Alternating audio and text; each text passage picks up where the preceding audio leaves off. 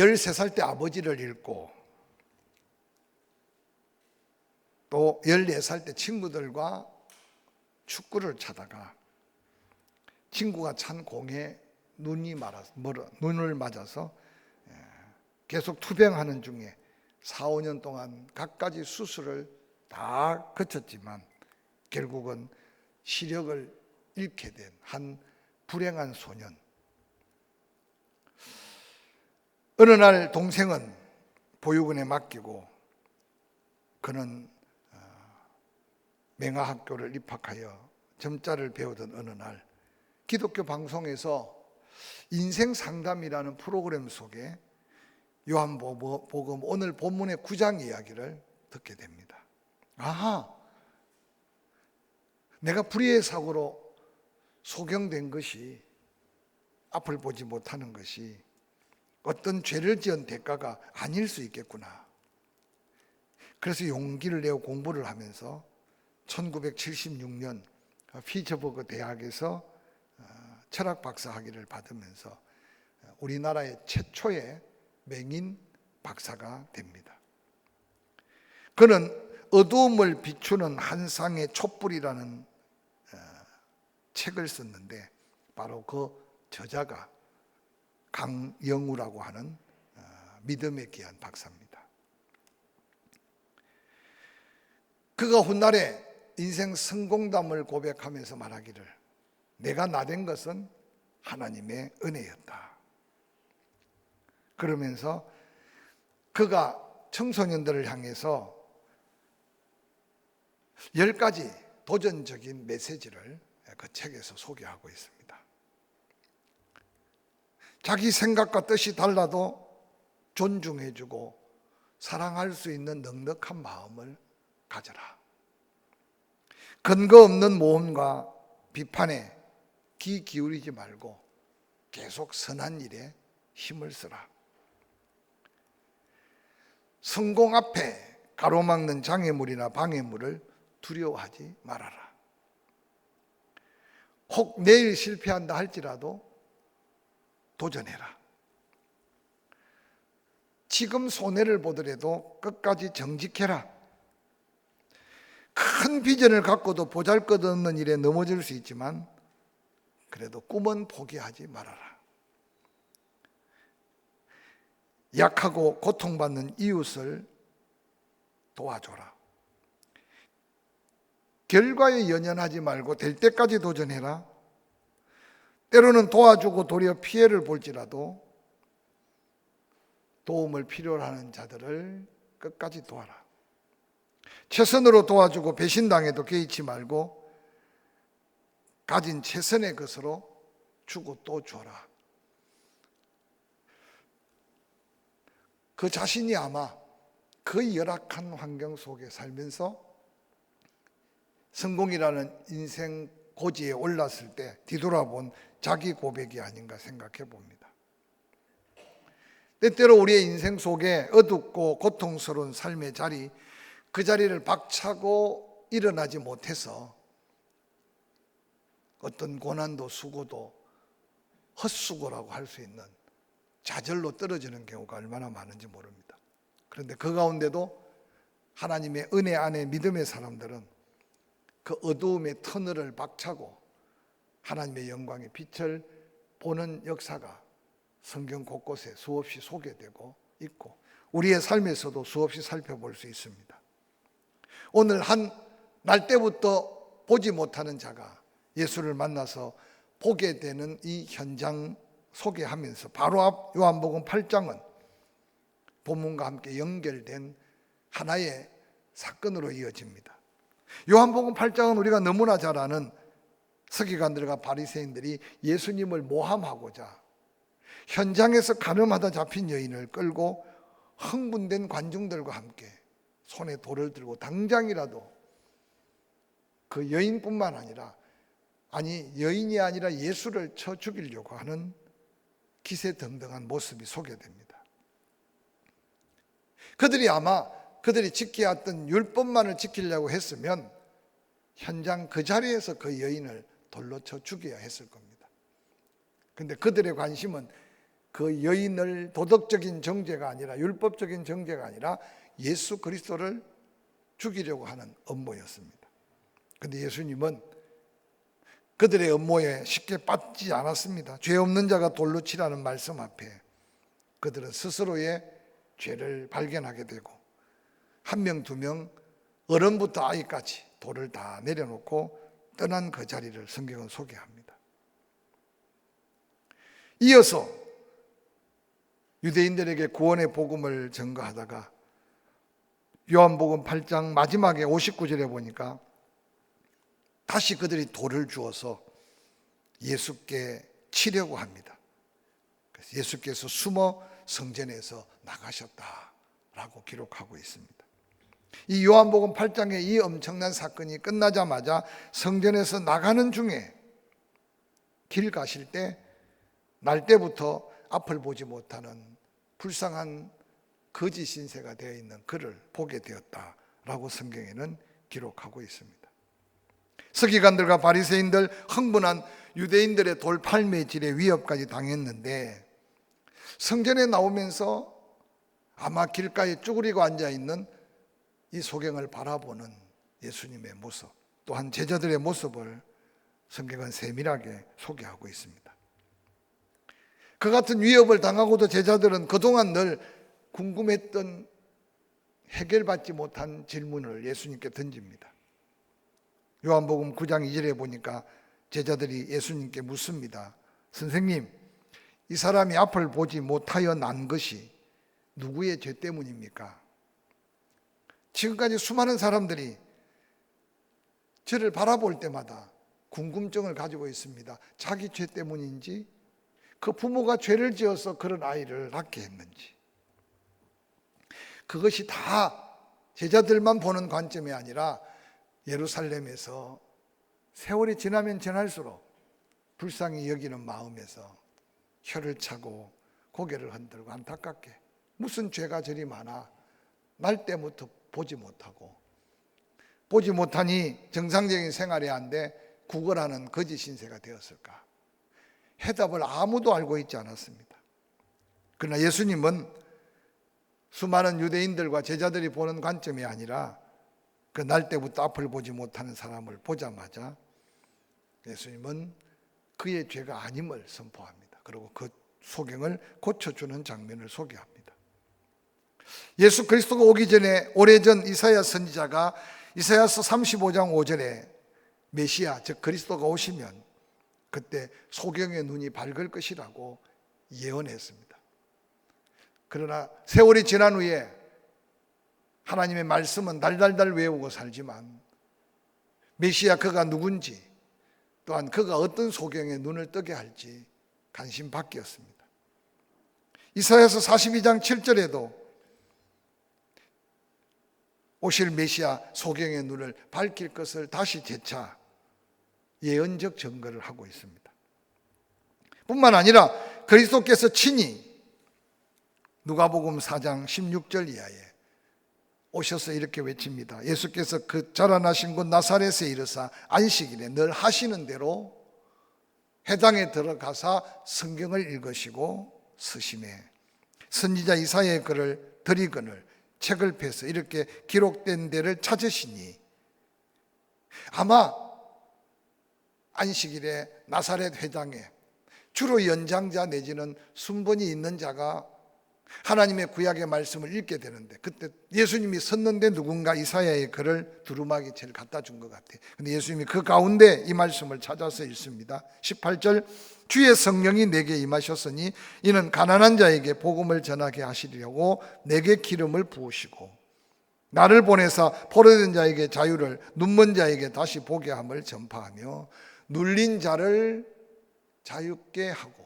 주의 은혜의 해를 전파하게 하려 하심이라고 증거합니다. 예언의 약속대로 예수 그리스도께서 오셨고, 예수 그리스도께서 친히 보내심을 받은 당신이 하실 귀한 사역적 사명을 증거하셨습니다. 그 예수님이 예루살렘에서 그 같은 수모를 당하고 위협을 당하고 예루살렘 성을 빠져나가면서 한 소경을 바라보며 수많은 사람들의 궁금증을 예수님께서는 지금 풀어헤치고 있습니다. 나면서 보지 못한 이 소경을 바라보는 제자들, 또한 수많은 사람들의 궁금증, 이 사람이 소경으로 난 것, 나면서부터 보지 못한 채로 태어난 것, 누구의 죄 때문일까? 영적인 분별력이 없는 수많은 사람들, 그 날 때부터 보지 못하는 그가 동정의 대상도 아닌 논쟁의 대상으로 삼고, 지나가는 사람마다 자기 죄일까 부모 죄일까 끊임없이 안타까움을 더해줬을 줄 압니다. 오늘날 대부분 세상 사람들이 바라보는 육신적 관점은 이와 같을 수 있어요. 그래서 하나님의 뜻을 분별치 못하는 속에 바라보는 잘못된 관점은 아픈 자, 고통받는 자, 괴로운 자들에게 더 큰 고통과 아픔을 준다는 사실을 기억하시기를 바랍니다. 사도 바울은 에베소서 4장 13절에 이렇게 도전합니다. 우리가 다 하나님의 아들을 믿는 것과 아는 일에 하나가 되어 온전한 사람을 이루어 그리스도의 장성한 분량이 충만한 데까지 성숙해졌으면 좋겠다. 키가 자라고 세상에 배우는 지식이 자라는 것만큼 하나님의 사람답게 영적인 안목도 좀 커져서 생각하는 게 달라지고 보는 게 달라지고 말하는 것이 좀 더 성숙해지기를 원하는 사도 바울의 이 마음을 한번 헤아려 살펴보시기를 바랍니다. 우리는 때때로 믿음의 눈을 닫아버리고 세상을 바라보면 모든 것들이 다 우연처럼 보입니다. 그럴 수도 있겠지. 그러나 하나님의 은혜 안에 사는 백성들은 어떤 일이든지 간에 우연은 하나도 없다는 사실을 성경은 강조하면서 하나님은 합력하여 선을 이루시는 하나님이라고 끊임없이 우리에게 은혜 안에 도전을 다합니다. 그러므로 사도 바울은 빌립보서 4장 4절 6절 7절에서 아무것도 염려하지 말고 오직 기도와 간구로 너희 구할 것을 감사함으로 하래라. 하나님께 아뢰라. 그리하면 모든 지각에 뛰어난 하나님의 놀라운 역사가 우리에게 응답과 평안으로 이루어 주실 것을 약속하고 있습니다. 아무것도 염려하지 말라고 하신 하나님은 모든 지각에 뛰어난, 즉 모든 것을 다 알고 계신 하나님, 모든 것을 다 주관하신 하나님. 할렐루야. 그래서 그 하나님을 기억한다면 기도하고 간구할 거리지 근심하고 염려할 거리가 하나도 없다는 이 말씀은 끊임없이 우리가 세상을 바라보면서 두근거리고 두려워하며 근심할 때 이 말씀을 암송하고 말씀 앞에 기도의 자리로, 말씀 앞에 간구의 자리로, 그때 그렇게 두렵고 가슴 두근거렸던 기도의 제목들이 감사의 제목으로 바뀌어지는 하나님의 평강의 응답을 경험하게 될 것을 바울이 그렇게 경험하고 초대교회 또 믿는 우리에게 도전하고 있는 말씀이 아닌가 생각합니다.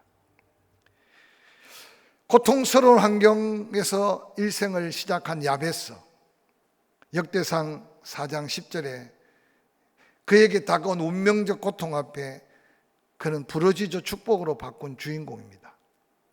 야베스가 이스라엘 하나님께 기도합니다. 원컨대 주께서 내게 복의 복을 더하사 나의 지경을 넓혀주고 주의 손으로 나를 도우사 나로 환난을 벗어나 근심이 없게 하소서 하였더니 하나님이 그 구하는 것을 허락하셨다.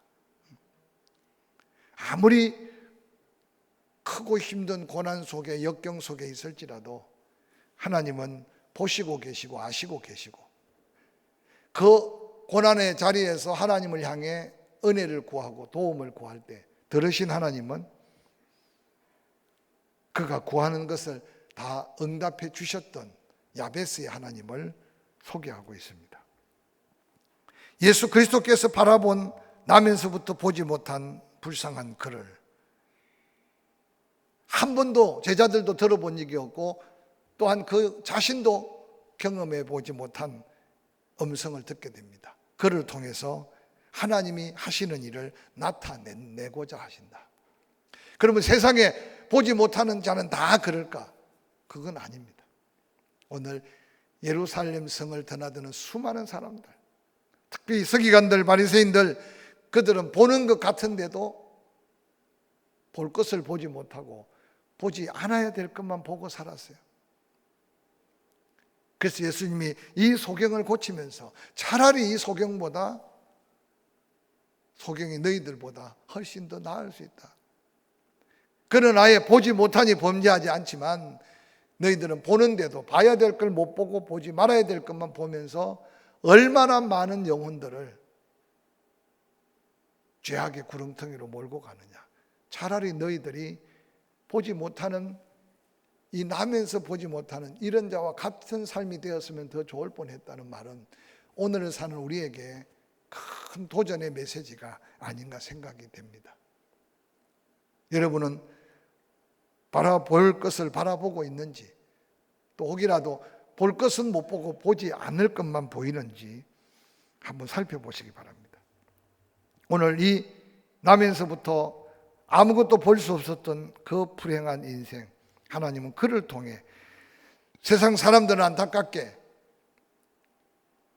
그저 해를 내두르고 궁금증만 자아내지만 예수 그리스도가 그를 바라보는 그 순간 예루살렘의 수많은 눈뜬 자들을 다시 무언가 봐야 될 걸 보게 할 하나님의 영광의 도구로 쓰기 위해서 그에게 보지 못함의 은혜를 그에게 베풀었다는 겁니다.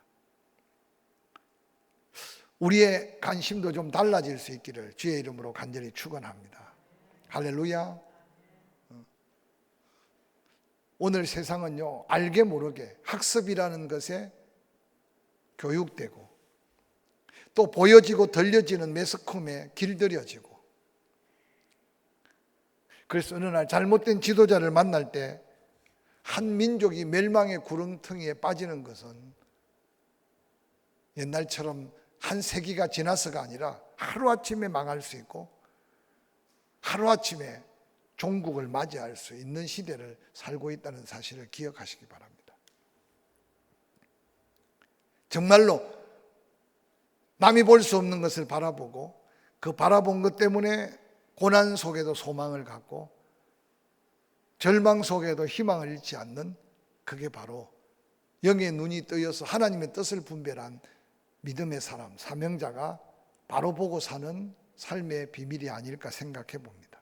오늘 예수님은 나면서도 보지 못한 그 수많은 예루살렘 사람들의 궁금증 속에 하나님이 하시는 일을 드러내고자 하시는 그 역사를 이루시기 위해 그를 고치기 시작합니다. 땅에 침을 뱉어 진흙으로 이겨 그 눈에 발랐습니다. 왜 하필이면 더러운 침을 뱉고 진흙을 이겨서 소경의 눈에 발랐을까요? 많은 의혹이 담겨 있는 내용입니다.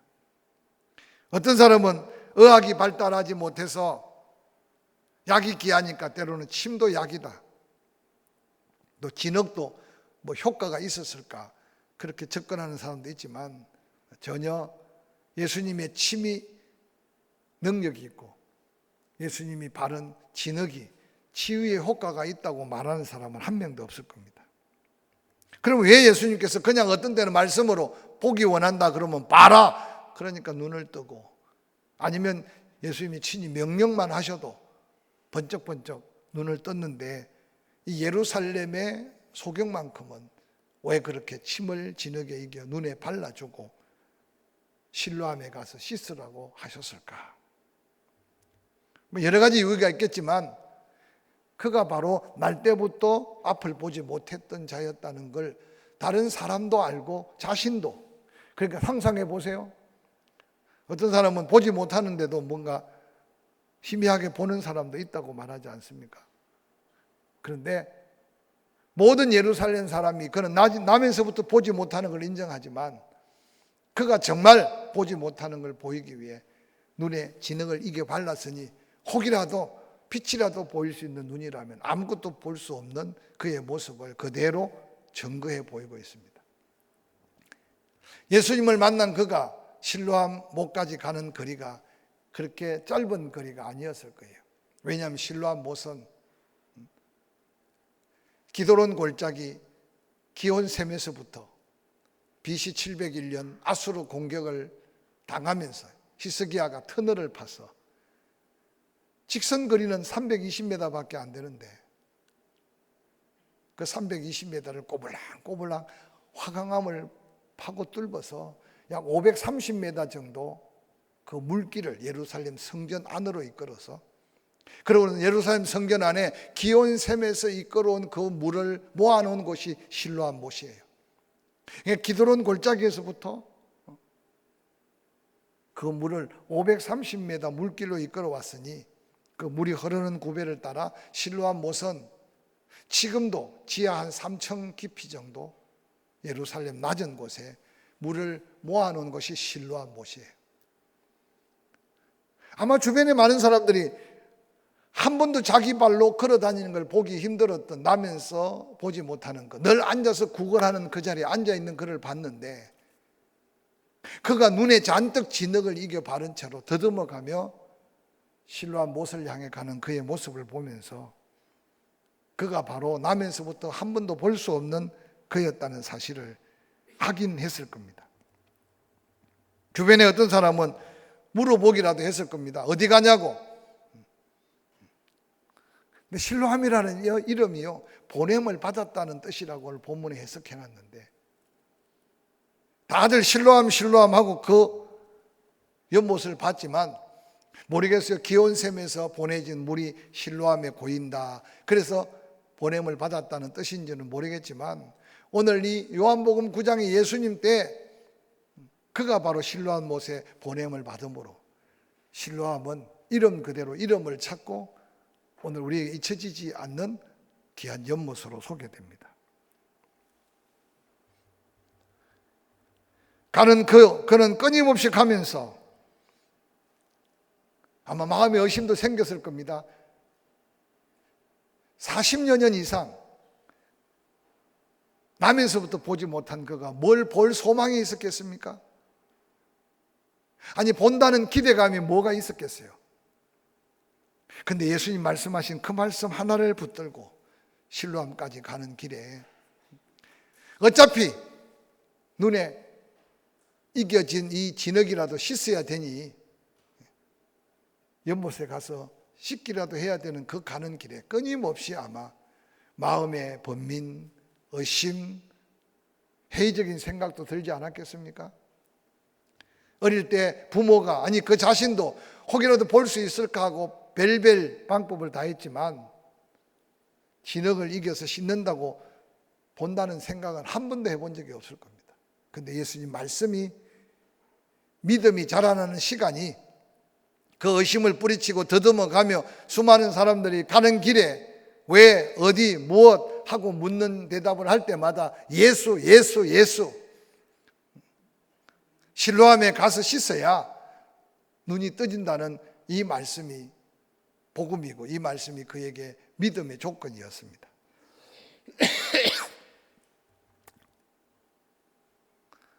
지금도 끊임없는 믿음을 도전합니다.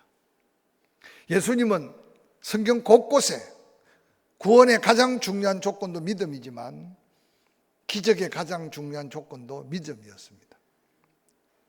그래서 그 누구의 믿음을 통해서든지 간에 믿음으로 구원받고 믿음으로 고침받고 믿음으로 하나님의 자녀가 된다는 증거가 예수님이 활동하셨던 복음서의 대부분 주제였고 하나님의 역사였음을 기억하시기를 바랍니다. 그런데 허버트 벨슨이라는 유명한 의학자가 하버드 대학 교수인데 믿음에 대해서 연구를 했답니다. 그런데 적극적인 믿음을 가진 80% 사람들은 협심증을 스스로 신뢰하고 믿는 것으로 극복하고 그 협심증의 근원을 제거했다고 합니다. 믿음은 불안의 반대 아닙니까? 믿음은 두려움의 반대 아닙니까? 그래서 적극적인 믿음의 삶을 사는 사람에게는 스스로의 치유의 능력이 있다는 거죠. 뿐만 아니라 적극적인 믿음을 가진 80%는 창조력을 정진시켰고 불면증을 없애줬고 중풍도 예방이 되었답니다. 의학자가 발표한 연구 발표입니다. 특별히 적극적인 믿음의 사람은 혈압을 감소시켜 줬고 고혈압도 치료에 도움이 됐고 암의 치료에도 유익했다고 합니다. 나아가서 공포로 인한 충격을 조절해주는 콜레스테롤 함량을 낮추며 근심으로 인하여 발생하는 정생, 지나친 근심으로 오는 정상인 설사, 구토, 변비, 불안, 우라병, 다른 사람과 잘 어울리지 못하는 정상증을 제거해 주는 효과를 가졌다고 합니다. 특히 스트레스를 해소하고 마음의 평안과 감정의 균형을 가져다 주는데 탁월한 효과가 적극적인 믿음에 있었다고 합니다. 그래서 그 박사는 말합니다. 나는 결코 종교나 철학적인 것에 관심을 가진 사람이 아니다. 그러나 과학적으로 고찰한 바에 의하면 믿음이라는 현상이 위에 열거한 것과 같은 의학적 효능이 있다는 것을 밝혀냈다. 그렇게 그의 논문에서 주장하고 있습니다. 사랑하는 성도 여러분, 오늘날 자꾸만 그리스도인들이 믿음이 액세서리처럼 되어갑니다. 십자가 하나 목에 걸거나 어깨에 달고 다니면 믿음이 생기는 게 아닙니다. 주일날 한번 교회 왔다 가는 것으로 믿음이 더해지는 게 아닌 걸 깨달아야 될 시기에 우리가 살고 있습니다. 그래서 믿음은 들음에서, 들음은 그리스도의 말씀에서, 그래서 말씀이 내게 확신과 말씀이 내게 소망과 말씀이 내게 능력이 될 때 믿음은 모든 것에 모든 것이 되는 하나님의 능력임을 기억하시기를 바랍니다. 오늘 이 눈에 진흙을 이겨서 신뢰한 모습으로 걸어가는 순간 태어나면서부터 한 번도 볼 소망을 가지지 못했던 그가 예수 그리스도께서 말씀하신 말씀이 믿음이 생기기 시작합니다. 보게 된다는 거예요. 할렐루야. 모든 사람이 왜 그러냐고 질문은 가졌으나 그가 볼 수 있다는 소망의 말을 전해주는 사람은 한 사람도 없었습니다. 그런데 놀랍게도 예수님을 만나는 순간 제자들이 묻는 말을 그가 기념으로 들었을지도 모릅니다. 그가 소경된 것은 자기 죄 때문도 아니다, 부모 죄 때문도 아니다, 하나님의 영광을 나타나고자 하는 일이다. 그러고는 그를 불러서 눈에 진흙을 이겨 실로암으로 보내면서 말하기를 가서 씻으면 보게 된다. 이게 바로 그에게 얼마나 큰 믿음의 도전의 메시지였겠습니까? 오늘 세상 많은 사람들은 이 말을 듣기를 원합니다. 그런데 전해야 될 우리가 그 말씀에 대한 확신과 그 말씀에 대한 체험이 없어요. 제가 늘 기도에 대해서 가르치면 강조하지만 옛날에 그렇게 다양하게 말씀을 공부하거나 경험이 없거나 체험이 없는 믿음의 성도라도 믿음의 증거 하나는 있었어요. 그래서 신앙생활 하다가 고통받고 있으면 하루 금식해봐. 그러면 하나님 해결할 거야. 좀 힘들면 3일 금식해봐. 근데 요즘 그렇게 기도해보라고 권면하는 사람 없어요. 병원 가봐, 이 병원 가봐, 저 의사 만나봐, 이렇게 해봐. 오늘 우리도 수많은 환경적인 조건들이 우리가 주님을 바라보고 믿음으로 도전해야 될 믿음을 해석시키고 있다는 사실을 한번 두려움 가운데 생각해 보시기 바랍니다. 자그마한 문제가 생길 때 가장 먼저 어떻게 해결할까? 잠자고 계시는 주님을 깨우지 못하고 두려워서 벌벌 떨며 손이 부르트도록 노를 젓고 식은땀이 흐르도록 물을 퍼내도 살 소망이 없어지자 그때서 깨우는 제자들을 바라보시면서 예수님이 믿음이 적다고 책망했던 그 모습이 우리가 실수할 수 있는 삶의 모습이라는 사실을 다시 한번 기억하면서 아무런 소망을 갖지 못했던, 아니 인생을 포기하고 보는 것조차 기대치 않았던 이 소경, 그의 귀에 들려왔던 음성, 실로암 못에 가서 씻어 그러면 보게 돼. 이게 바로 그에게 들려준 최고의 복음이고 예수님의 말씀을 믿는 믿음의 시작이었습니다. 지금도 예수님은 고치십니다. 새롭게 하십니다. 우리를 회개하게 하시고 할 수 있게 하시고 감당하게 하시고 주 안에 불가능이 없다는 사실을 끊임없이 말씀으로 선포하지만 우리는 실로암을 향한 한 발걸음도 옮겨 놓을 수 없는 우리의 모습 속에 믿음의 한계를 다시 한번 보게 합니다. 실로암 못에 가서 씻으라.